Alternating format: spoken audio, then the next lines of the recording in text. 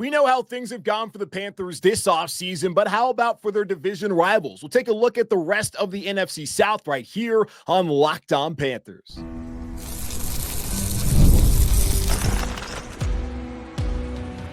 You are Locked On Panthers, your daily Carolina Panthers podcast. Part of the Locked On Podcast Network, your team every day.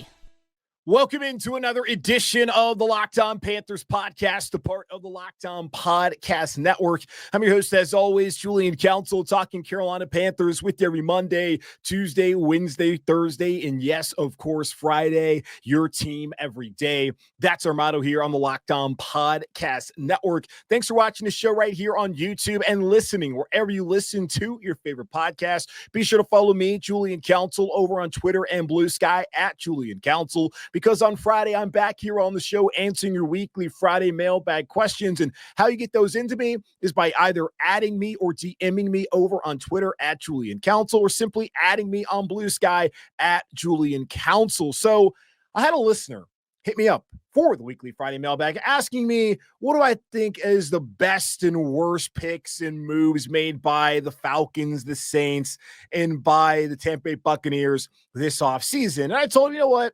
Instead of me answering that question, I'm going to go ahead and ask that question to Ross Jackson of Locked On Saints, James Yarcho of Locked On Bucs, and Aaron Freeman of Locked On Falcons, and get their overall thoughts on the off seasons for their teams, and just have a nice little NFC South vibe checked. And tomorrow, we'll take what they had to say. We'll look at what the Panthers have done this offseason, and I'll tell you where I think the Panthers stand in the NFC South. So let's start off with the reigning division champions, the Tampa Bay Buccaneers, and bring on James Yarcho from Locked On Bucs to see what he has to say about how the Bucs offseason gone up until this point.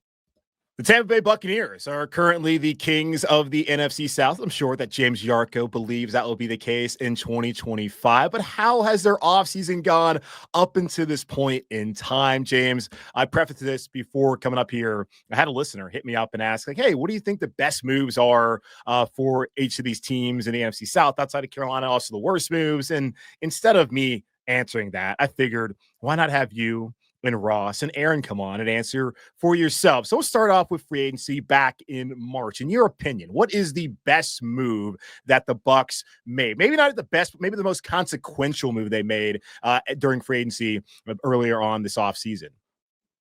Well, I mean, the cop-out is re-signing Chris Godwin, right? So let's put that off the table. And to me, the 1B is the signing of Haason Reddick. You know, the Bucs have needed that edge presence ever since Shaq Barrett started to fall off a little bit. Yaya Diaby was one of the best in the NFL last year at generating pressures, but he wasn't able to finish, and they really didn't have a threat off the edge outside of Diaby.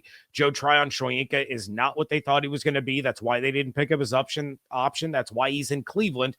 They bring back Anthony Nelson, which is a great rotational piece, but they needed a dude, and they got one in Haason Reddick. So that in and of itself could really start to change the way this Bucs defense looked compared to last year, because they finally have two solid edge rushers, and teams can't put their sole focus on stopping Yaya Diaby.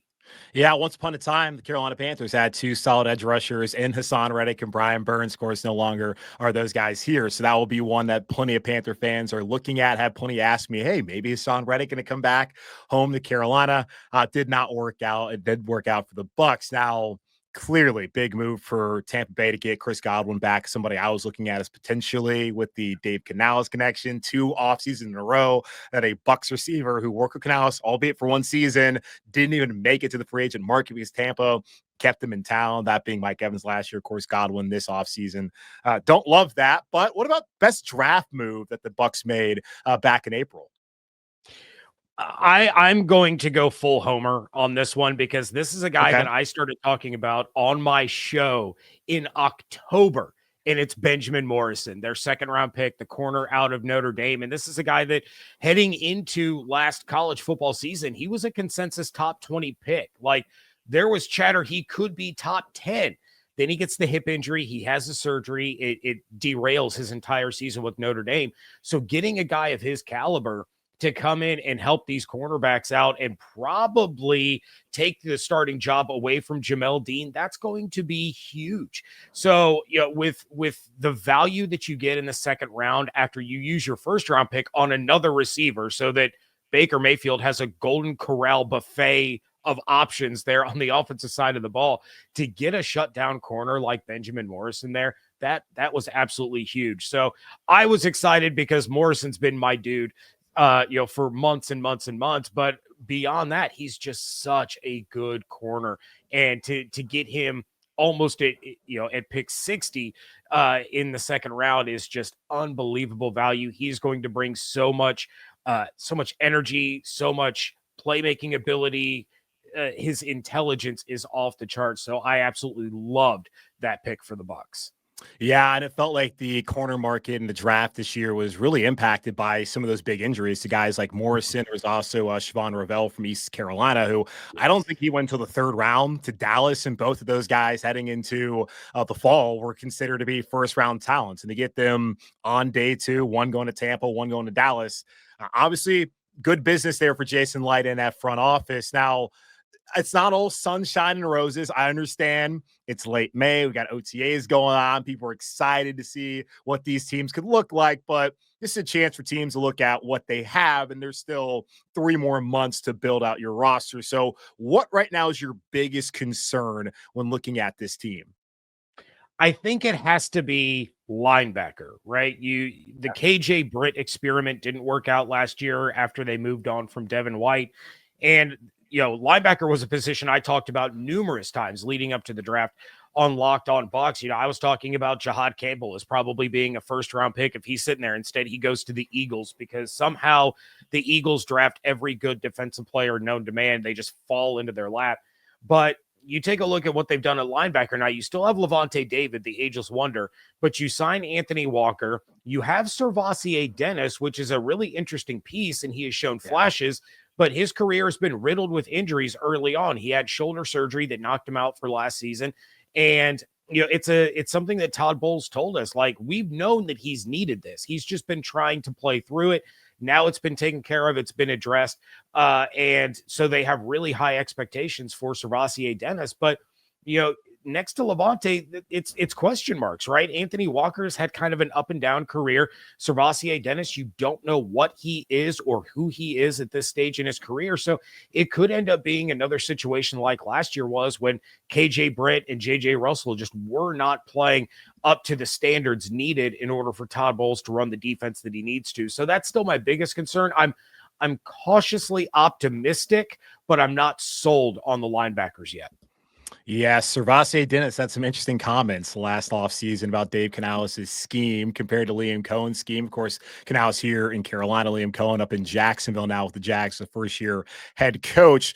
Looking at ESPN, put out their initial FPI rankings at this point in time. They're not loving most of the NFC South, and they seem to at least not hate, possibly like the Buccaneers as they're sitting there at 14th. Where do you think the Bucs stand when looking at just not the division, but overall in the NFC? In the NFC, I think they are one of the teams that can legitimately compete with the Philadelphia Eagles, with the Detroit Lions, with the elite teams of the conference, because they've shown that they can. That's been another big talking point. The Bucs own the Eagles over the course of the last decade. They go into Detroit and they beat the Lions in their house. Washington, they're an up-and-coming team. I love Jaden Daniels. He's exciting. He's fun. He's clutch. But a lot of people were super high on C.J. Stroud after his rookie season, and he took a big step back. So I'm not going to crown Jaden Daniels quite yet. Let's see him put together back-to-back years.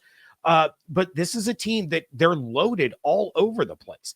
If they can stay healthy, which was the big problem last year, they can compete with any team that you put in front of them. And so when it comes to the NFC, this is a team that legitimately can compete to get to the conference championship and potentially get to a Super Bowl as long as they stay healthy.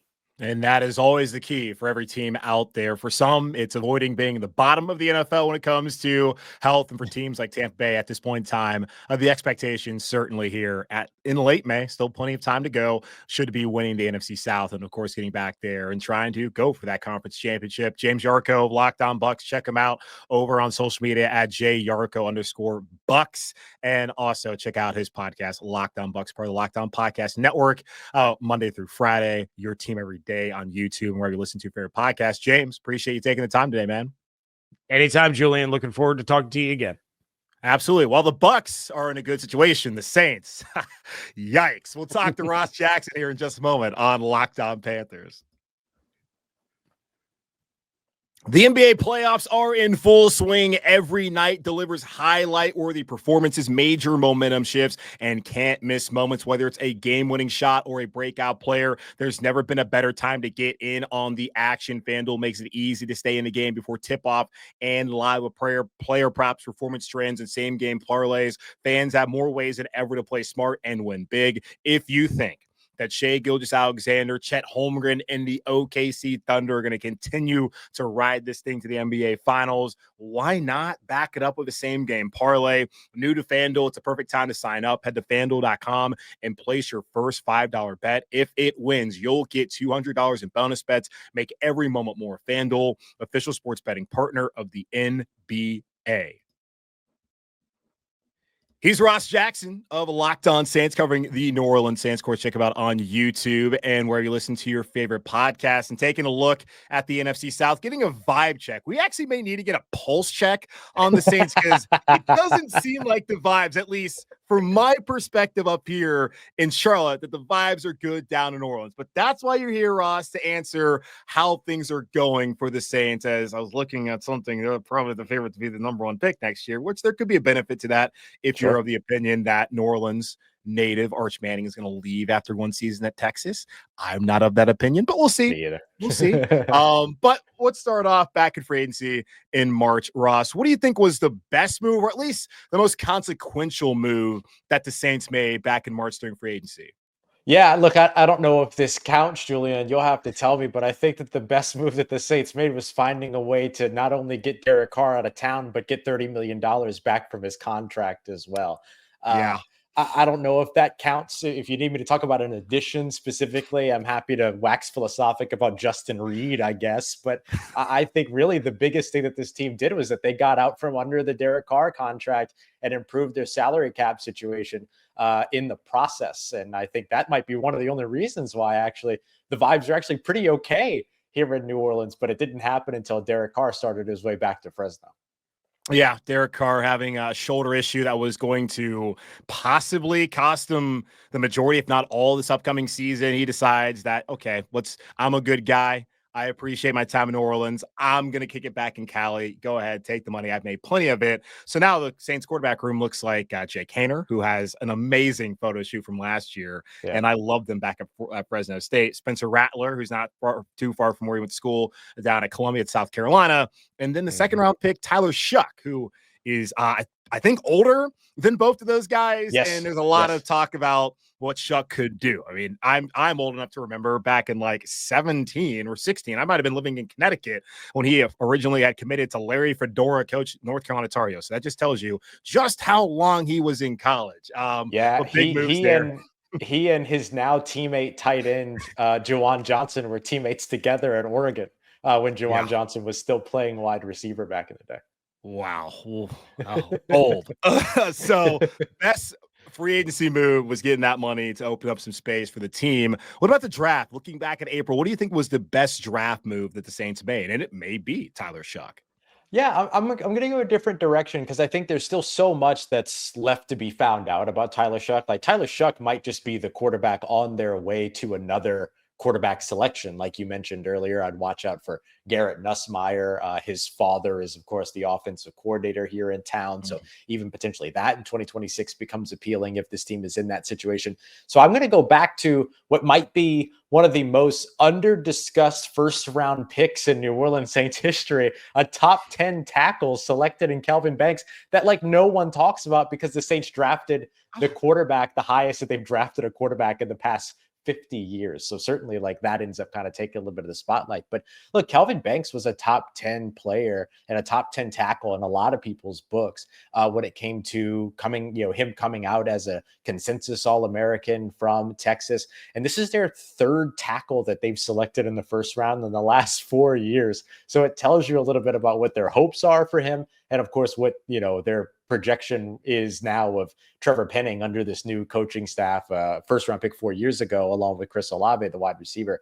I think that he ends up opening up a lot of opportunity for this New Orleans Saints offensive line and gives them finally, another one of those long-term tackle tandems between him and last year's first-round selection in Taliesin Fuanga, who came out of Oregon State. Those two guys, for me, as long as they are as advertised, which so far it certainly looks that way, though very early in the Banks part of that conversation, they could be a big time tackle tandem for this team and allow them to be able to put their focus into reinvesting some of that money that they're actually going to have in the next couple of years to building around whoever their quarterback ends up being in the long term. Yeah, we know here in Carolina, especially if your offensive line is not right, your young quarterback does not have a chance in the world. Do have some receiving talent there down New Orleans. And I mean, it's changes so quickly. Teron Armstead was there for a long time, Ryan Ramczyk, and now you got some young guys you're hoping will work out. I did like Kelvin Banks at Texas, even though he was a part of those highlight films for a couple of those Georgia pass rushers when they did meet back in Austin in October. But still, nice pickup there for the Saints in the top 10, and nice to not reach for a quarterback there as well. Yeah. Biggest concern, Russ, I feel like it's got to be pretty clear, knowing that, yes, maybe Derek Carr wasn't the best option for New Orleans, and I felt like that was apparent from day one when they made that move. But you got to have a quarterback, and he certainly is a starting quarterback caliber player when he was in the NFL. But what is your biggest concern as we sit here in late May as it pertains to the Saints? Yeah, I think it's pretty easy to highlight the quarterback position. I don't think that that's incorrect. That's certainly where I'd go. But just to give like Panthers fans a little bit more of a kind of in-depth look around the team, I think that the other thing to watch here is going to be, did they make the right decisions when it came to the coaching staff?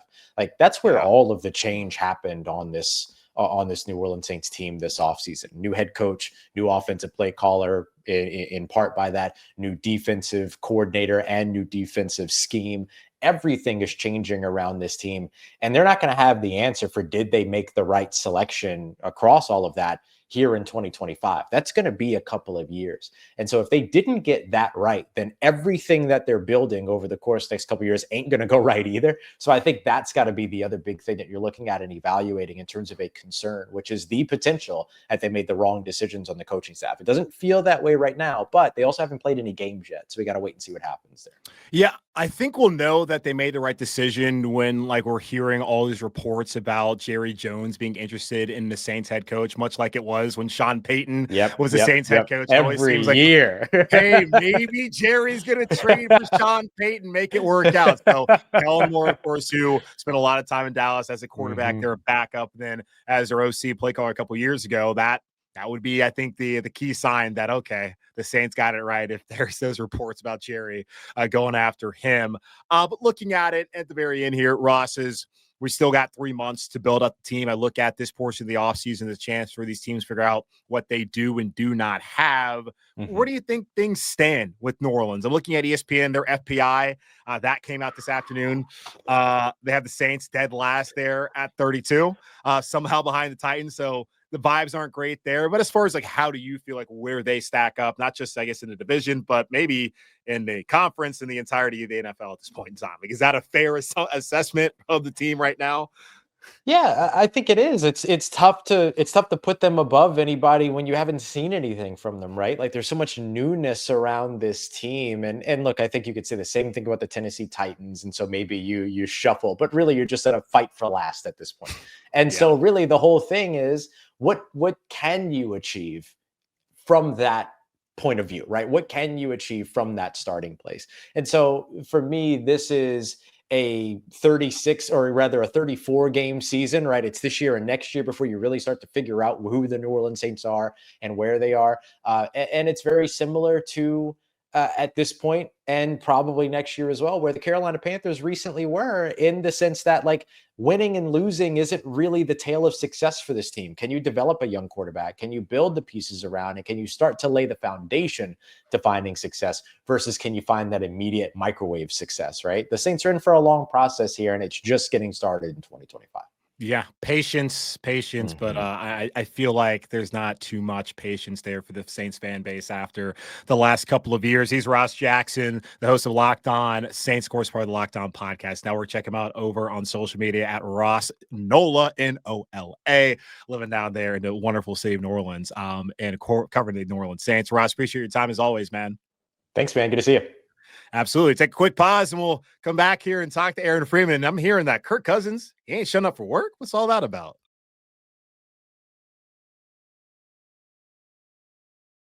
Last and certainly not least, Aaron Freeman of Locked On Falcons joining me now here on the show to get a nice little vibe check on Atlanta this offseason. I'm hearing, Aaron, there's reports that Kirk Cousins is not showing up to work because he's not happy about the current situation, which I totally understand, but okay. But let's talk about your offseason. Let's talk about all the positive things. I'm a back off. That's my bad. You're a guest on the show. I'm not, and here I am acting up. Let's go back to March, Aaron, and let's discuss the best free agency move, at least the most consequential free agency move you believe the Falcons made back during the free agency period 2 months ago. Well, I appreciate you coming in hot, Julian. It's always nice, to remind me that the season is right around the corner when this type of energy is definitely warranted.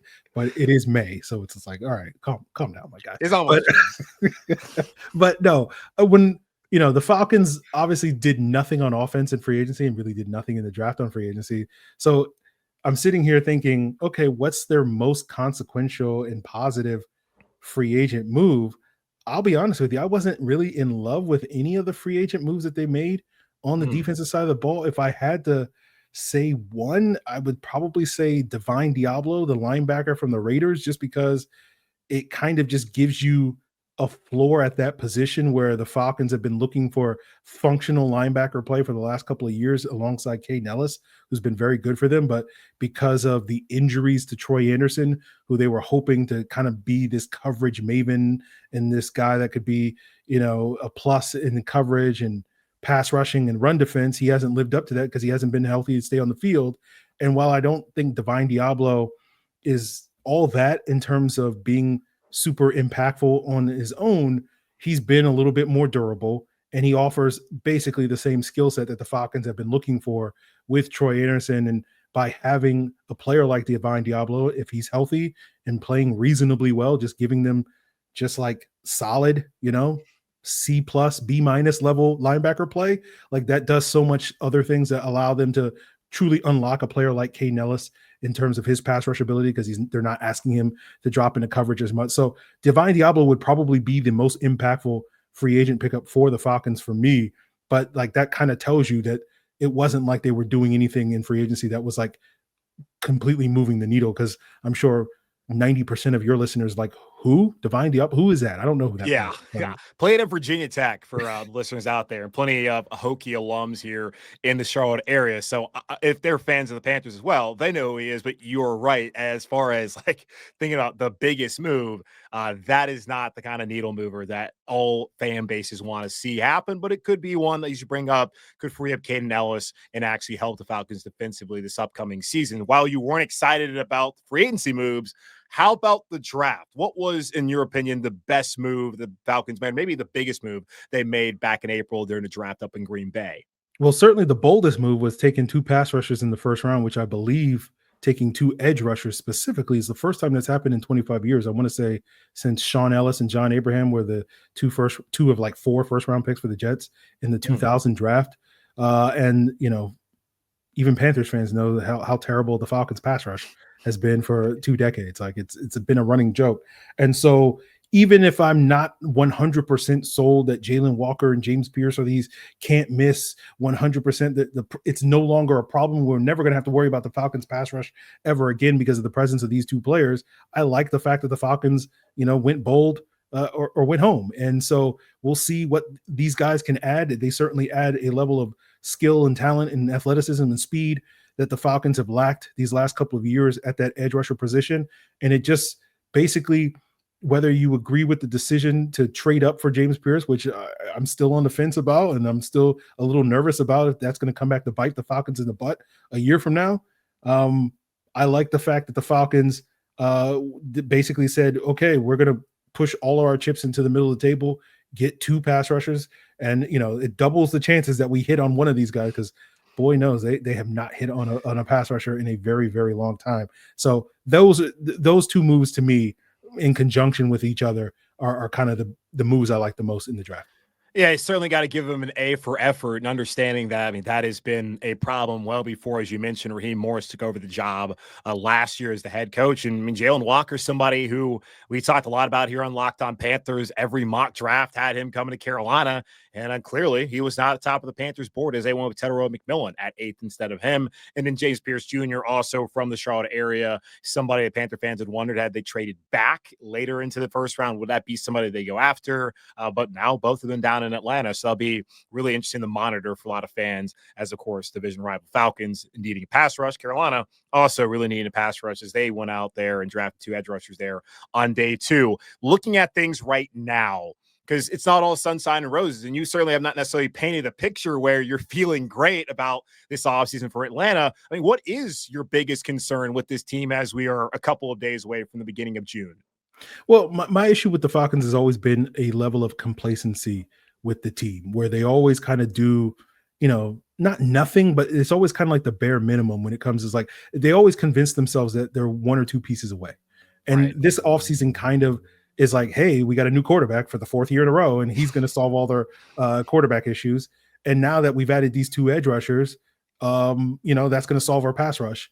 And, I've felt like watching the Falcons, not only last year, but the last couple of years, is like they have bigger issues to deal with. And again, like, given the circumstances, given the salary cap situation that they had, given the limited number of draft picks that they had, you could argue that they made the best out of a bad situation. But the reason why they were in a bad situation was because of decisions made by this, GM Terry Fontenot, with trading away those draft picks for Matthew Judon and other pieces, and spending all that money on Kirk Cousins and getting almost nothing in resolve for him, in return for him, after a certain point last year. And so it's like, you kind of made this terrible bet and now you have to lie in it. And so I don't know if the Falcons did enough, other than just basically Michael Penix is going to save us, and these 2 rookie edge rushers are going to save our defense, to really feel like they're in a significantly better position than they have been in the last couple of years, when we've been sitting here this time of year or throughout the summer and the lead up to say, oh, this is the year where the Falcons dethrone the Bucs for the NFC South. And it looks good for the first 2 months of the season, because for 3 straight years, the Falcons have been in first place by week 7, 8, or 9 of the season. And then it all comes falling apart. And I wonder, will that change this year? And that's where my skepticism is rooted. I've seen this story and I've seen this movie so many times now that I'm just kind of like, okay, we're doing this over again, and tell me why it's going to be different. And again, there is a streak of optimism, but there isn't the same level of confidence now that I've seen it all play out again the same way each and every year, after a couple of seasons now, that it's going to be different this time. Well, dang. I mean, I know I cover the Panthers. I'm from Charlotte, but like, being a Braves fan, like, I feel what you said there, because pre that World Series a couple years ago, yeah, I kind of felt how you were feeling and knew what that Atlanta sports fan kind of deal was going to be like. But man, I am curious, because you did bring it up. The Falcons have gotten off to decent starts. They've been sitting there in first place thinking like this might be the year. I hopped on that train last year and thought they were going to win a division. Silly me. Will not happen again. You can bet on that. Looking at ESPN's FPI rankings, they got the Bucs sitting there at 14, and then the Falcons at 26, 2 spots ahead of the Panthers at 28. The Saints down there in the cellar, which I'm sure you have no issue seeing that at all. Where do you think this Falcons team stands heading into this upcoming season? Still with a couple months left to add more pieces to the roster, of course, but where do you think they stand, and as far as the expectations should be for them at this point in time heading to 2025?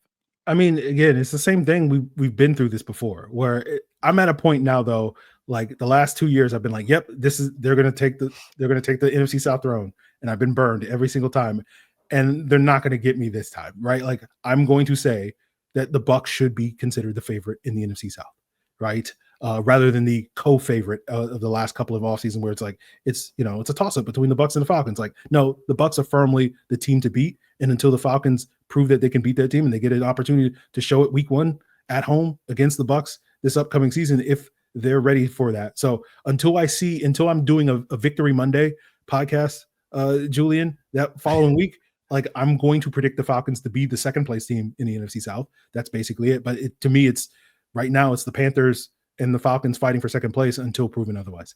Yeah, and I don't necessarily disagree with you at all. Think that Tampa, while they're sitting 14th, that's not like the best endorsement for them this upcoming season. I do think that they are still the class of the NFC South, and you mean kind of got to beat them at some point in time. And neither one of these teams, and certainly I don't think New Orleans is going to come close to doing it this year. I've been able to do it the last couple of seasons. And one last thing, adding in here, because there is news about it's OTAs, it's voluntary, but we understand that the situation in Atlanta with Kirk Cousins is likely untenable at this point in time. How do you see that playing out here with Kirk and likely, I suppose, departing from Atlanta? I think Kirk Cousins will be the most expensive backup quarterback in the NFL this year playing for the Atlanta Falcons. Wow. The Falcons have said from the jump that they are comfortable keeping Kirk Cousins as the backup. No one believed them when they said it in January, but we're in May. He's still the backup quarterback, and it doesn't seem like he's going to get a starting opportunity elsewhere. We're maybe hoping that Aaron Rodgers spurns the Steelers and decides to retire or whatever, and the Steelers turn. But if the Steelers don't come calling, and it doesn't seem like they are, then there's really no other opportunity. You're just basically hoping for an injury for somebody else. And, that happens, but it's not as common as I think people assume it is. It's basically happened one time with Teddy Bridgewater and Sam Bradford in 2016, where a team went out and traded for a brand new starter due to an injury that occurred in training camp one time in a decade. So the odds aren't in the Falcons' favor that trade is going to develop. So I think, when we do our crossover, what is that, week 3? I think Kirk Cousins is still going to be on the team. All right. Well, will he be showing up to work? Find out. Stay tuned and check out Aaron Freeman over there on Locked On Falcons. Does a great job covering the Atlanta Falcons. Check him out on YouTube and wherever you listen to your favorite podcast. Aaron, appreciate your time as always, man. And I guess rise up. Be back here to wrap up the show in just a moment. Woo, buddy. Oh, man. The Falcons. Doesn't seem like the vibes are great down there in Atlanta. The vibes certainly are off in New Orleans and Tampa, the team to beat, but it is still just Tampa Bay. And I don't know if I think that their ceiling is anywhere above them winning a wild card weekend game and maybe competing there in the divisional round. So maybe the Panthers are standing in a pretty good spot in the NFC South. And how about we talk about that tomorrow? Look back at the offseason and where things stand here in Carolina and where they stand in the NFC South. But that's going to wrap up this edition of the Locked On Panthers podcast, part of the Locked On Podcast Network, hosted by yours, Julian Council. Again, y'all, subscribe or follow the show for free over on YouTube or wherever you listen to your favorite podcast. And be sure to follow me, Julian Council, over on Twitter and Blue Sky at Julian Council, where on Friday, I'm back answering your weekly Friday mailbag questions. All you got to do is either at me or DM me over on Twitter or at me over on Blue Sky at Julian Council to get your questions in. In the meantime, be safe, be happy, be whole. As always, keep pounding, and I will talk to y'all on Thursday.